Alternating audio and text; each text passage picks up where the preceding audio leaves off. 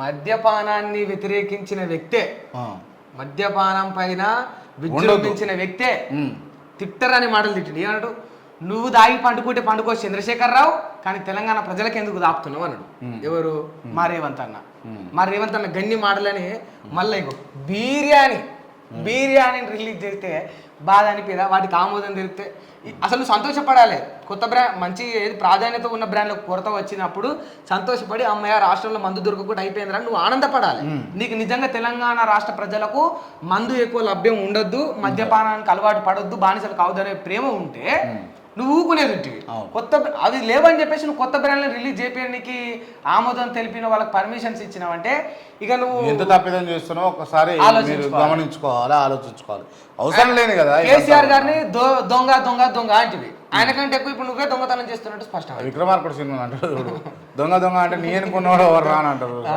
అట్లా అయిపోయింది. సో దయచేసి మీరు దీన్ని గమనించాలి, మీరు దృష్టిలో పెట్టుకోవాలి. ప్రభాత వెలుగు ఆదివారం రామోజీరావు అస్తమయం అని చెప్పేసి వార్తా కథనం చూస్తా ఉన్నాం. అదేవిధంగా మోదీ గ్యారంటీకి వారంటీ కథం అని చెప్పేసి యూపీ మహారాష్ట్ర ఏమైందో అందరికీ తెలుసు. వారణాసిలో ఆయనకు వచ్చినటువంటి మెజార్టీ ఎంత అని చెప్పేసి సీఎం రేవంత్ రెడ్డి అంటా ఉన్నారు. క్లియర్గా ఉంది ఫోటో, వీళ్ళకి హెచ్డీ ఫోటో వస్తుంది వెలుగోళ్ళకు. సో నమస్తే తెలంగాణలో కొంచెం పలిపోయింది ఫోటో, కానీ రైట్ ఎవరెవరు ఉన్నారో ఫస్ట్ చదువుతాం. ఒక్క నిమిషం. ఇంకొక విషయం చెప్పాలి ఫస్ట్, మనం ఈ విషయం తర్వాత మాట్లాడుకుందాం. రఘువీర్ రెడ్డి ఎవరు?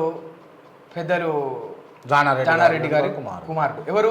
రెండో కుమారుడు. మళ్ళా ఆల్రెడీ జయవీర్ రెడ్డి ఎమ్మెల్యే, ఈయన గడ్డం వివేక వెంకటస్వామి ఆయన కొడుకు, ఈయన వంశీకృష్ణ, ఈయన బలరాం నాయక్. అయితే సరే ఈయన మన చామల కిరణ్ కుమార్ రెడ్డి భువనగిరి ఎంపీ గెలిచాడు.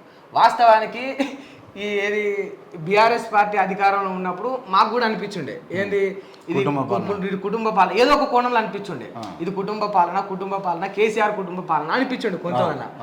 ఆడనన్న ఒక కుటుంబ పాలన, కాంగ్రెస్ లో 10 కుటుంబాల పాలన. ఇప్పుడు కేసీఆర్ కుటుంబంలో ఎంతమందికి ఇస్తారు? మాక్సిమం పదవులు 4 ఇస్తారు. ఇక్కడ నువ్వు 10 మందికి ఇస్తున్నప్పుడు ఒక 20 పోతాయి కదా. ఒక 10 కుటుంబాలలో ఇద్దరిద్దరు చొప్పున వేసుకున్నా కూడా 20 సీట్లు. అదే కేసీఆర్ కుటుంబ పాలనలో 4 సీట్లే. అదే ఇప్పుడు కాంగ్రెస్ కుటుంబ పాలన వల్ల 10 సీట్లు పోతా ఉన్నాయి, 20 సీట్లు పోతా ఉన్నాయి అంటే చూడు. మరి దీన్ని ఏమంటారు? ఇప్పుడు రావా అన్నోర్లన్నీ? ఇప్పుడు రావా? ఈయన కొడుకు, ఈయనకేం తక్కువైందా నిజాలు? వీళ్ళు మొత్తం ముగ్గురు, గడ్డం వివేకు, గడ్డం వంశీకృష్ణ, గడ్డం వినోద్ ముగ్గురు ఉన్నారు వాళ్ళ కుటుంబం. వాళ్ళ తండ్రి, ఈయన కొడుకు, మళ్ళీ ఇప్పుడు ఈయనకిన కొడుకు, మళ్ళీ బట్టి విక్రమార్క గారు ఉప ముఖ్యమంత్రి అయినా అయ్యారు. మళ్ళీ ఆయన తమ్ముడికి మల్లు రవి గారికి ఆయన తమ్ముడికే ఇచ్చారు. ఇదంతా కూడా నువ్వు అసలు కుటుంబ పాలన అంటివి. నీ కడియం శ్రీ గారిని చేర్చుకుంటే మళ్ళీ ఆ కడి కావ్యకి ఎందుకు ఇచ్చినావు? కేసీఆర్ కుటుంబ పాలన చేసిండు, కేసీఆర్ తప్పే చేసిండు. కేసీఆర్ ఒక కుటుంబం పాలన చేస్తే 10 కుటుంబాల పాలన జరుగుతా ఉంది. శనివారం ఢిల్లీలో సోనియా గాంధీతో సీఎం రేవంత్ రెడ్డి, ఎంపీలు చామల కిరణ్ కుమార్ రెడ్డి, అదేవిధంగా రఘువీర్, అనిల్, బలరాం నాయక్, వంశీకృష్ణ, ఎమ్మెల్యే వివేక్ వెంకటస్వామి, దీపాదాస్ మున్షి, దిగ్విజయ్ సింగ్ కలిసినట్టుగా మనం ఇక్కడైతే వార్తా కథనం అయితే చూస్తాం. ఇగో చూడండి మిత్రులారా, ఇందాక చర్చించినట్టుగా వీళ్ళు తింటా ఉంటే పోయి వెనుక ఫోటో తీయాల్సినటువంటి అవసరం మన ఎంపీలకు కావచ్చు, మన ముఖ్యమంత్రి కావచ్చు ఏమున్నది అని తెలంగాణ అడుగుతా ఉన్నారు. కేసీఆర్ ఎట్లయితే అహంకారమో ఇది కూడా అహంకారం. నువ్వు గౌరవమే ఇవ్వకపోతే రాహుల్ గాంధీ ప్లేస్ లో ఉంటే ఒక మాట మనం స్పష్టంగా మాట్లాడుకోవాలి.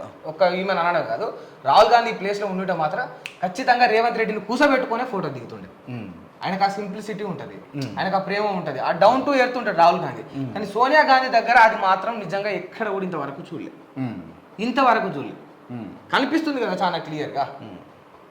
సో ముంగట ఇప్పుడు ఎవరైనా కూడా ఎన్ని బాధలు ఉన్నాయి, ఎన్ని కష్టాలు ఉన్నాయి, సోషల్ మీడియాలో నవ్వుకుంటూ ఫోటో పెడితే ఏమున్నాడరా మంచిగా నవ్వుకుంటూనే ఎంజాయ్ చేస్తున్నాడు అని అంటారు. సో వాస్తవానికి మిమ్మల్ని కుసబెట్టచ్చు, మిమ్మల్ని నిమ్మలంగానే బుజ్జగించవచ్చు, అప్పుడే ఫోటో దిగదింటుంది. అనవసరంగా వాళ్ళు తింటుంటే పోయి వెనక నిలబడి ఫోటో దిగుతుంది.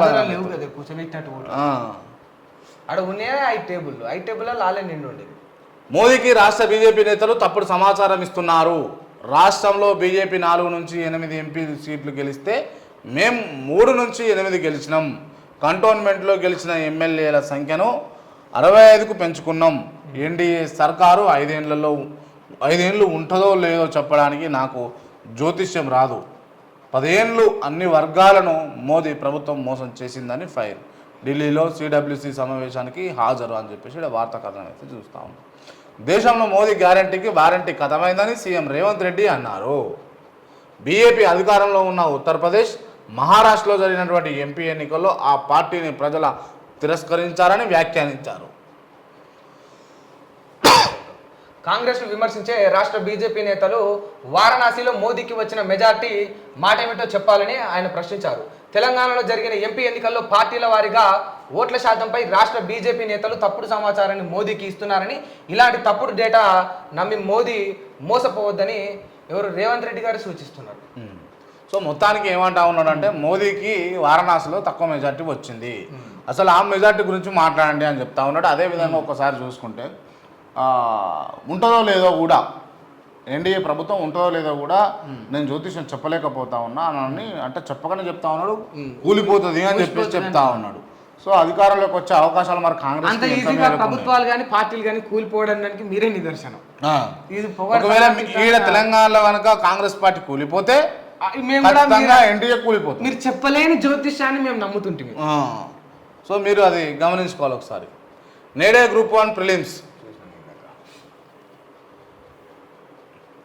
నేడే India pack match. T20 world కప్లో అసలైనటువంటి బ్లాక్ బాస్టర్ మ్యాచ్కు వేలైంది. ఆదివారం జరిగే గ్రూప్ ఏ మ్యాచ్లో ఇండియా పాకిస్తాన్ అమీతుమి తేల్చుకొని ఉన్నాయి. ఐర్లాండ్ను చిత్తు చేసి జోరు మీద ఉన్నటువంటి రోహిత్ సేన పసికూన USA చేతిలో ఓడి డీలా పడ్డటువంటి పాక్